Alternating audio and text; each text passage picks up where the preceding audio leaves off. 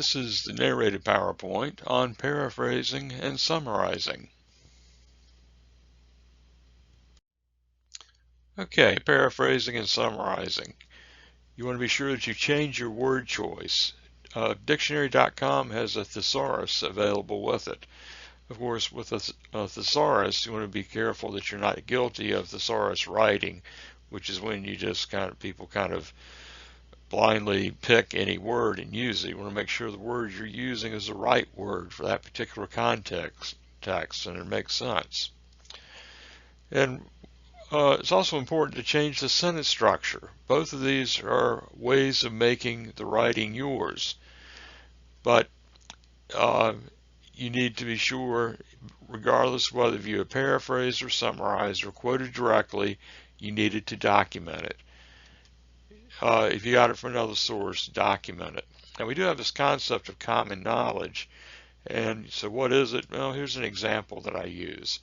In any book by Hemingway or that Hemingway has written, you're going to find information like this. We used to use the example of, well, if you can find in more than 3 sources, it's common knowledge. But these days, you can type just about anything into a web browser and you get at least 10,000 hits, right? Or 3.5 million hits. If you learned it from your research, document it. That's a good rule of thumb. Okay, so here's something that we can look at for practice. Take a minute and read it. You can pause the video if you need to. So this is from a magazine. I think it came from Parents Magazine or something like that. It's kind of this kind of cutesy writer, like pop music is a many splendored thing. It's kind of an allusion to an old song, "Love is a many splendored thing." And then there's, okay, on the topic, there's kind of a little play on words there.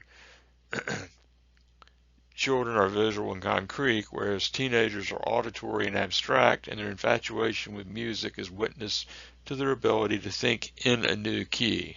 Right? Cute, kind of a pun there. Okay, so what can we do with this? Well, here's a paraphrase. The music adolescents hold in common, and I don't think I would have been upset with someone saying popular music, but for the sake of this exercise, I put music adolescents hold in common with their peers is important to them for many reasons. In terms of psychological growth, adolescent attraction to this type of music indicates that the young person has begun to think by reacting to sound rather than, like a child, simply to sight. By identifying some songs' themes, such as broken love affairs, adolescents begin to ascend to a new emotional realm inspired by music. So I think the first passage was about 80 words. The paraphrase is about 60. Now let's look at the summary. We've got enjoying the music adolescents hold in common with their peers is important to their psychological development because it indicates they've begun to identify sound with thought and emotions with more mature desires. And so here we've gotten it down to about 26 words, I think. And that's pretty typical for paraphrasing and summarizing. The paraphrase is usually closer to the original material, and the summary condenses it even further. And so there's not a magic ticket that I can give you to teach you how to do this. Is something that you have to discover how to do on your own, and it does take some effort.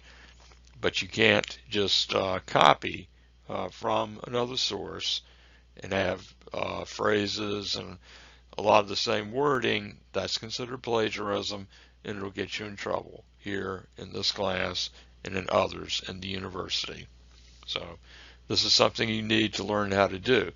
There's no way you're going to do it except through practice, which we're trying to do before you start writing your synthesis and the final copy of your paper.